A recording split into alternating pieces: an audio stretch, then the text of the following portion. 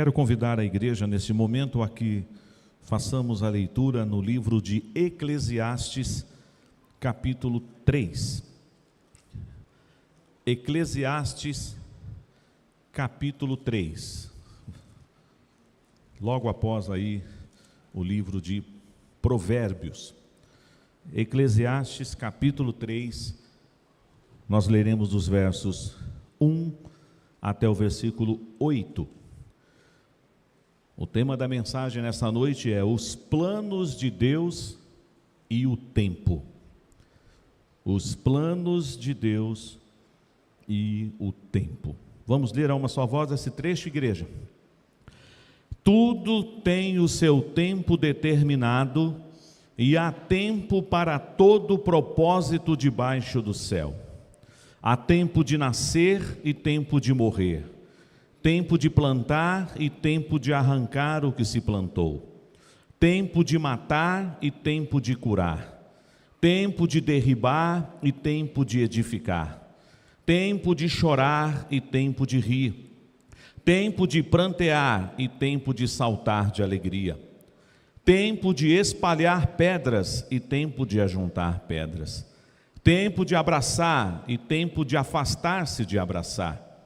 Tempo de buscar e tempo de perder. Tempo de guardar e tempo de deitar fora. Tempo de rasgar e tempo de coser. Tempo de estar calado e tempo de falar. Tempo de amar e tempo de aborrecer. Tempo de guerra e tempo de paz. Amém. Os planos de Deus e o tempo. Jó, depois de ter passado por toda aquela prova, embora ele não soubesse a causa de tudo aquilo, ele faz uma afirmação muito especial. Ele diz assim: bem sei eu que o Senhor tudo podes, e nenhum dos teus planos podem ser frustrados. Nada frustra os planos do nosso Deus.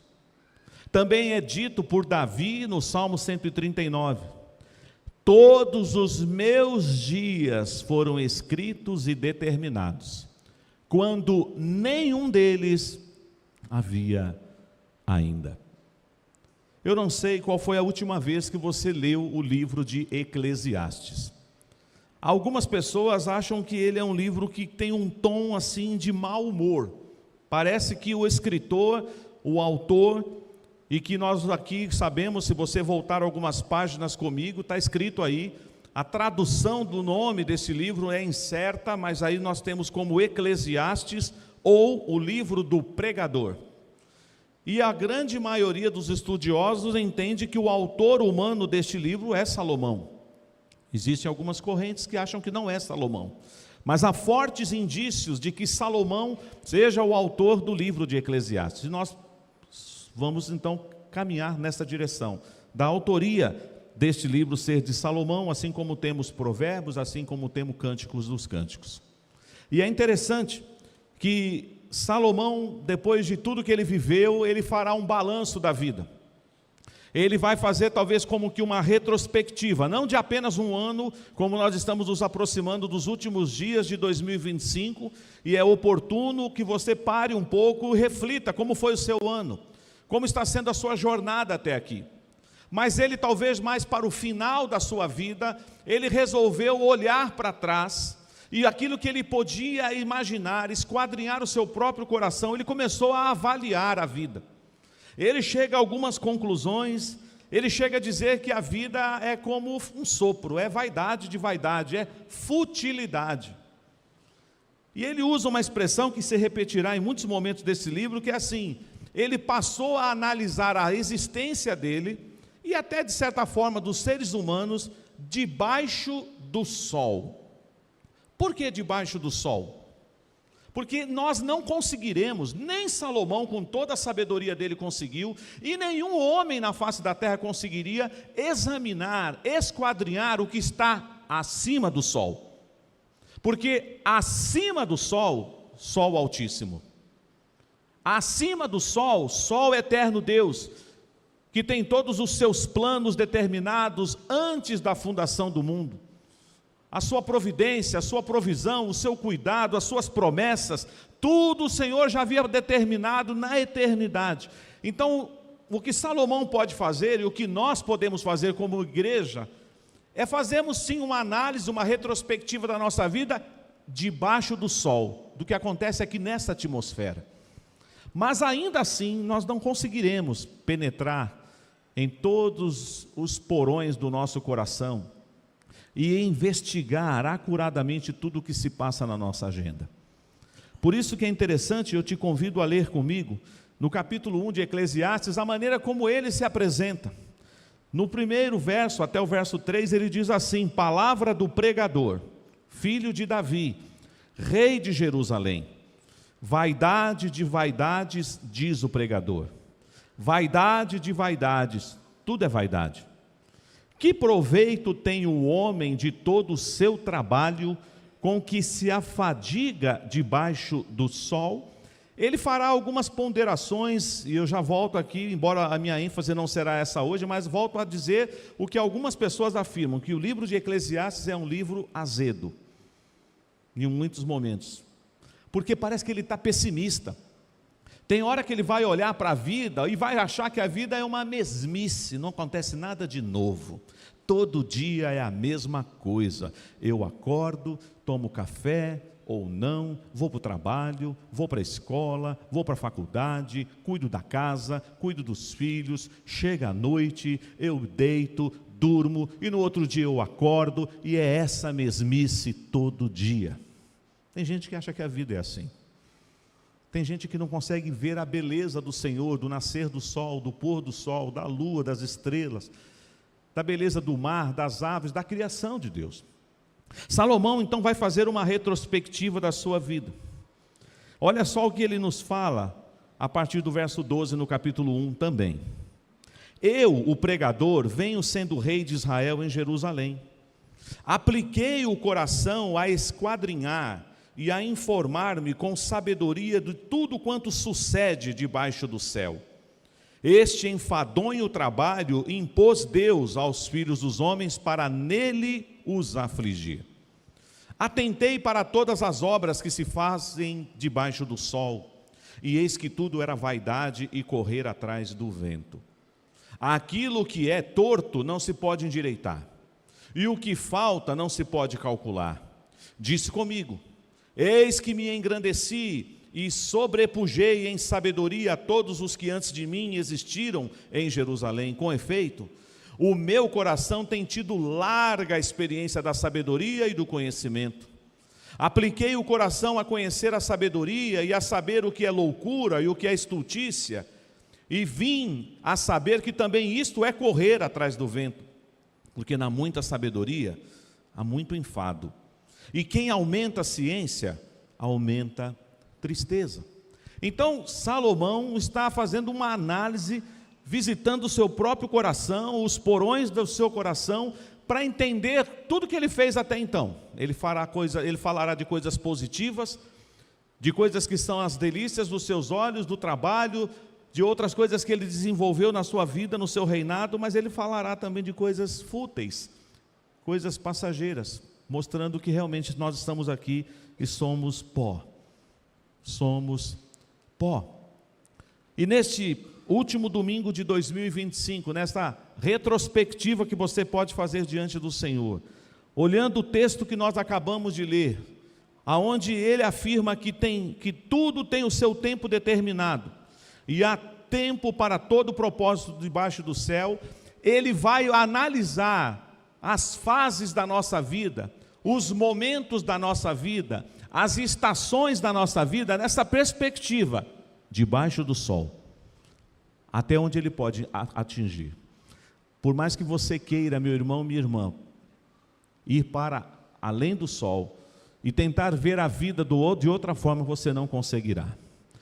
Talvez me falte palavras para expressar o que Deus falou comigo nessa semana em relação a essa mensagem. Nós estamos aqui deste lado, e deste lado a gente enxerga muita coisa, mas nós não enxergamos tudo. Deus está do outro lado. Ele está aqui conosco também, é verdade, mas Ele está no seu trono de glória, e do seu trono de glória diz a palavra: o Senhor observa todos os moradores da terra, Ele contempla todos os homens, mas Ele não contempla só assim por cima, como eu estou vendo vocês. Posso aqui descrever a cor da roupa dos irmãos, posso descrever algum detalhe da face de vocês. Deus não está olhando só com que tipo de roupa você se vestiu hoje, como é que você se preparou para estar aqui, mas Deus te olha antes, durante e depois no seu coração. Mas nós não. Nós estamos limitados pelo tempo. E é interessante que ele vai então agora fazer uma lista de várias coisas que nós temos tempo de fazer ou não fazer, de receber ou não receber, de praticar ou não praticar, mostrando que nós estamos presos dentro desse tempo. E ele afirma que há tempo determinado para todo o propósito debaixo do céu. Mas para mostrar para você que nós estamos diante de um Deus que está acima de nós, eu te convido a ler comigo o versículo 11, neste mesmo capítulo. E ele diz assim: tudo fez Deus formoso no seu devido tempo. Também pôs a eternidade no coração do homem, sem que este possa descobrir as obras que Deus fez desde o princípio até o fim. Então nós podemos afirmar que o nosso Deus, que está acima do sol, nós estamos debaixo do sol. O nosso Deus está acima do sol, no céu dos céus. O nosso Deus é formoso e fez todas as coisas no seu devido tempo. Mas olha também o versículo 14. Sei que tudo quanto Deus faz durará eternamente, nada se lhe pode acrescentar e nada lhe tirar, e isto faz Deus para que os homens temam diante dele. Este contraste entre o nosso Deus, que está acima do sol e que contempla os moradores da terra, e que os seus planos não podem ser frustrados, em que os dias de todos os habitantes da terra foram escritos e determinados, inclusive o meu e o seu. Esse Deus nessa noite quer que você olhe dentro da sua visão, ainda que limitada, nessa perspectiva de Salomão, debaixo do sol, e pense um pouquinho como é que está sendo a sua caminhada até aqui. Não só no ano de 2025, mas a sua caminhada até aqui. E eu vou tomar emprestado algo que talvez alguns aqui utilizam durante a semana, ou alguns utilizam de vez em quando. Nós sabemos que há um meio de transporte na cidade de São Paulo que ajuda muita gente, ele precisa ser ampliado, falta muitas regiões a serem alcançadas por esse meio de transporte, que é o metrô. Mas a Zona Leste, já há muitos anos, tem a linha vermelha. E eu vou usar então, partindo que o início é aqui na estação Corinthians Itaquera, ela percorre várias estações até chegar no seu destino final, na estação Palmeiras Barra Funda. Esta é a linha vermelha do metrô, que muitos de nós aqui utilizamos, talvez os irmãos moradores aqui da Zona Leste, mas eu já utilizei essa linha também do metrô algumas vezes. Mas eu vou trocar o nome das estações propositalmente nessa noite, analisando o texto como estações da vida e não simplesmente tempo. E eu chamarei agora a estação Corinthians Itaquera da estação Tempo de Nascer. Mas eu vou chamar a estação Palmeiras Barra Funda da estação Tempo de Morrer. Quer você queira, quer você não queira, você embarcou nesse metrô um dia. Todos nós aqui nascemos um dia, e nós estamos dentro de um vagão, percorrendo essa estrada. Eu não sei quantas estações tem entre Corinthians Itaquera e Palmeiras Barra Funda. Talvez alguém aqui saberia até de cor falar todas as estações. Fica para um outro dia isso, eu não vou arriscar para não errar. Mas são muitas estações, não são? E eu queria que você analisasse cada estação, e quem sabe a próxima vez que você pegar o metrô, se for essa semana, o ano que vem, que já está aí às portas, que você fala assim: nossa, lembrei da mensagem que o pastor Gilberto pregou. Eu vou agora analisar cada vez que o metrô parar numa estação e que aquele apito sonoro falar que a porta vai fechar, eu vou imaginar um pouquinho uma fase da minha vida, uma fase da minha história, entendendo que, olha só que coisa interessante no texto, irmãos, eu penso, e Deus sabe de todas as coisas, e o Espírito Santo colocou tudo no devido lugar, que não poderia ter um outro versículo aqui no lugar do versículo 2. O versículo 2 é o que está puxando toda o restante, porque ele fala assim: há tempo de nascer e tempo de morrer. Mas nós vamos fazer aqui uma abertura. Entre o tempo de nascer e o tempo de morrer, vem tudo isso na sequência. Tempo de plantar, tempo de arrancar o que se plantou, tempo de matar, tempo de curar, tempo de derribar, tempo de edificar, tempo de chorar, tempo de rir, tempo de prantear, tempo de saltar de alegria, tempo de espalhar pedras, tempo de ajuntar pedras, tempo de abraçar, tempo de afastar-se de abraçar, tempo de buscar, tempo de perder, tempo de guardar, tempo de deitar fora, tempo de rasgar, tempo de coser, tempo de estar calado, tempo de falar, tempo de amar, tempo de aborrecer, tempo de guerra, tempo de paz. É como se você falasse assim: há tempo de nascer, aí você descreve tudo isso que eu acabei de falar, e depois você fecha, e há tempo de morrer. Entre o seu nascimento e a sua morte, entre o seu primeiro dia e o seu último dia nessa terra, todas essas coisas podem acontecer comigo e com você. Um dia você planta, no outro dia você colhe. Um dia você está alegre, saltando de alegria. Outro dia você está em pranto, chorando. Um dia você está procurando alguma coisa que você perdeu. Outro dia você vai dizer assim: deixa para lá, perdi mesmo. Um dia você vai estar muito feliz, outro dia você vai estar com muita raiva. Isso acontece com você? Você já vivenciou isso? Então, fazendo a analogia de novo do metrô, em que estação da vida você está agora? Qual é a estação que você está parado nesse momento? A estação da murmuração? A estação da ingratidão? A estação da reclamação? Ou você está na estação da alegria, da comunhão, do prazer, da oportunidade? Sabendo que há tempo para todo o propósito debaixo do céu, que há tempo de você executar várias coisas nesta vida, desde o seu nascimento até a sua morte, a pergunta é: o que é que você tem feito com os dias, com as horas, com os minutos, com os segundos que Deus tem dado para você? Você tem percebido o trabalhar de Deus na sua vida? Você tem percebido que às vezes algumas coisas não batem na sua ótica? Por que que não batem? Porque nós estamos analisando a nossa vida na perspectiva de Salomão, debaixo do sol. E debaixo do sol a gente pode cometer alguns equívocos.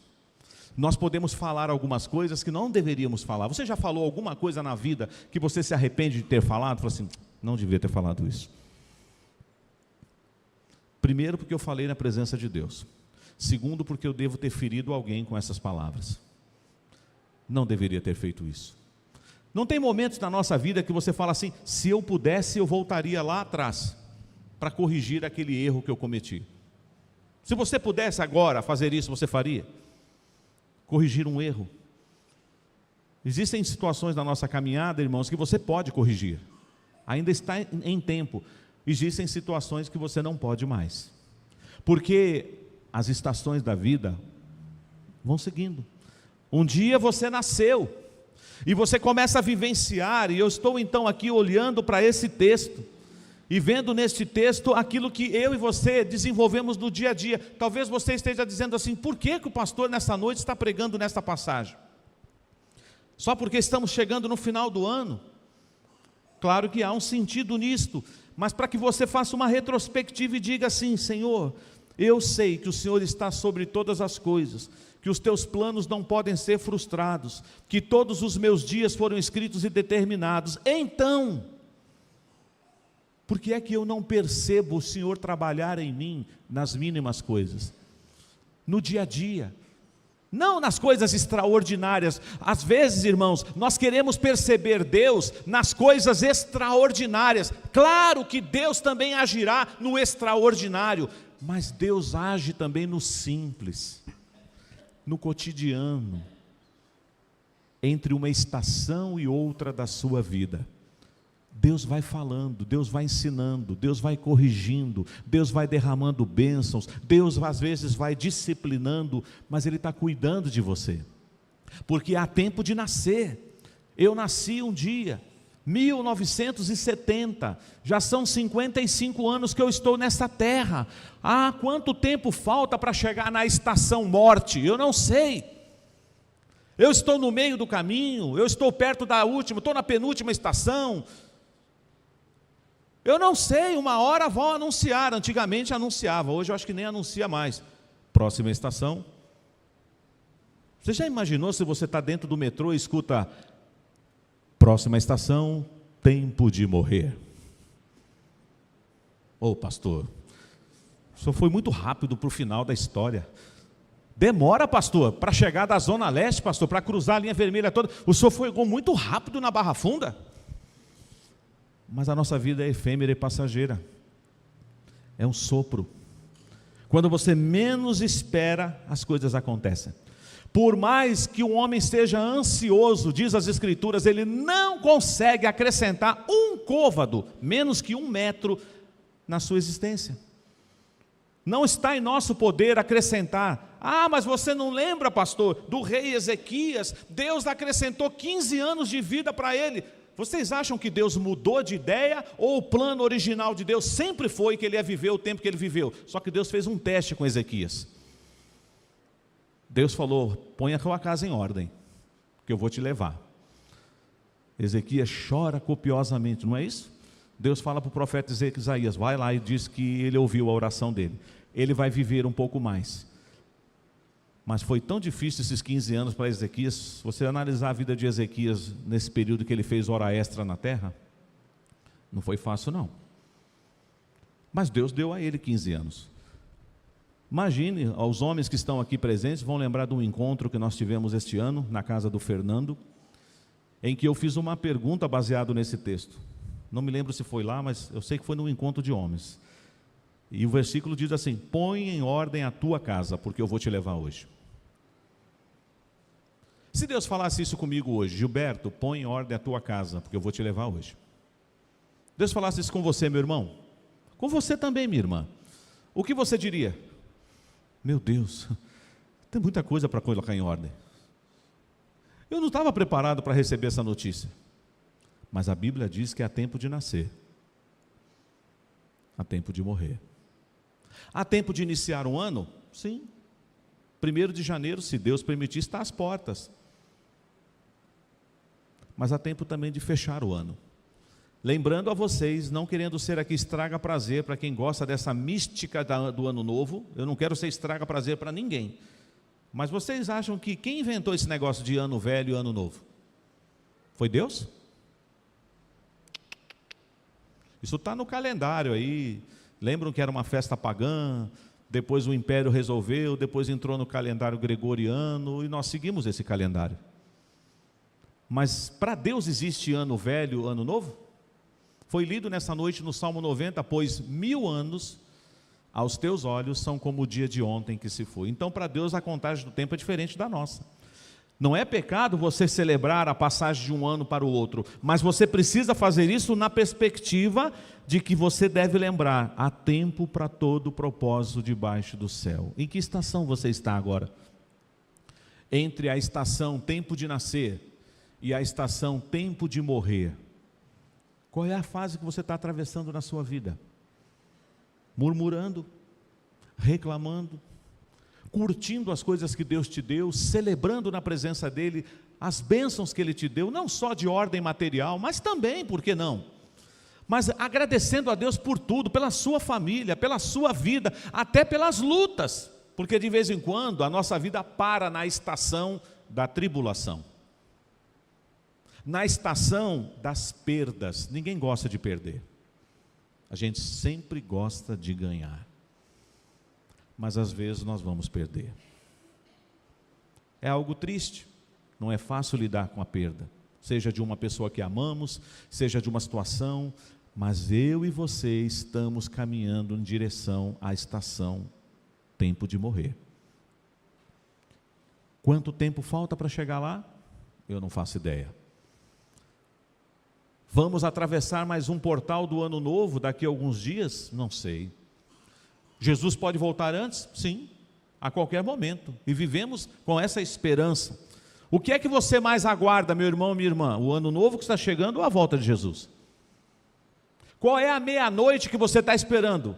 A meia-noite que vai ter queima de fogos no dia 31 para o dia 1º, ou aquela meia-noite, se é que nós podemos falar meia-noite, mas fazendo alusão à parábola das 10 virgens, por volta da meia-noite, houve uma mensagem que foi ecoada naquele lugar: eis o noivo! Jesus está chegando. O que você está esperando? A queima de fogos? Ou a palavra de Jesus? As trombetas soando e Jesus voltando para buscar a sua igreja. Há tempo para todo o propósito debaixo do céu. Eu vou só analisar rapidamente algumas coisas ali. O objetivo não é expor versículo por versículo, como às vezes eu faço. Mas a ideia que eu quero trabalhar com vocês é assim: existe uma lógica. Por exemplo, agricultura. Foi lido nessa noite o Salmo 65.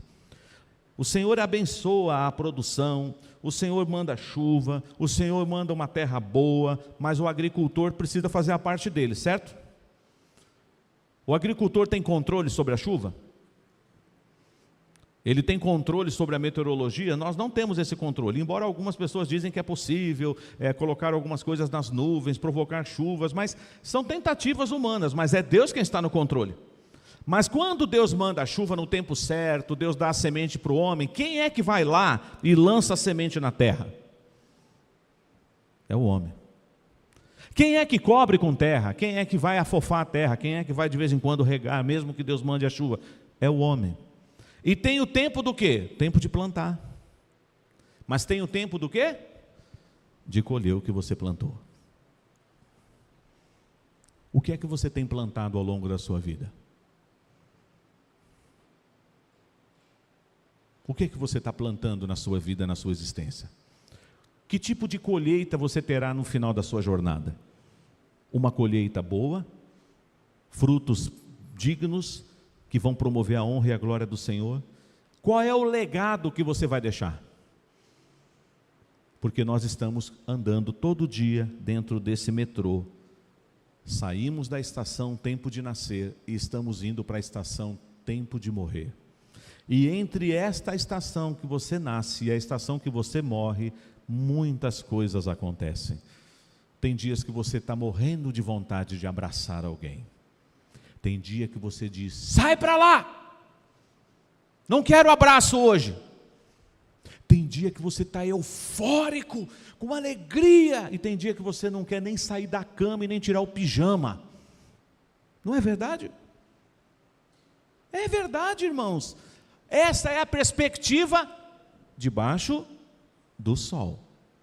Mas como é que Deus nos vê? Como é que Deus nos vê? Será que Deus está falhando na obra que Ele começou a fazer comigo, com você? Eu quero te convidar você agora, nesses momentos finais da mensagem, à luz do que você já ouviu até aqui. E de repente tem horas que você não está entendendo como Deus está construindo a sua história. Por que você está passando por esses caminhos? Por que é que o meu trem parou nesta estação? Outra coisa engraçada que acontece: de vez em quando o trem para na estação X e não sai. E demora. As portas ficam abertas, ou às vezes até fechadas. E você escuta uma voz lá: lamentamos informar que estamos com um problema, vamos aguardar alguns instantes. E você diz: mas eu não quero ficar nessa estação, essa estação não é boa, eu estou sofrendo. Mas às vezes Deus fala: mas você vai ficar aí um pouquinho para você aprender algumas coisas. Às vezes o Senhor nos leva para a estação do vale da sombra da morte. Às vezes logo em seguida Ele nos leva para a estação dos pastos verdejantes. Mas se eu não disse, eu vou dizer agora. Quem é que está na cabine deste metrô? Se você falar da linha amarela, não tem piloto, né? Mas vamos pensar ainda no modelo antigo. Quem está na cabine deste metrô? Jesus. Ele é que te conduz.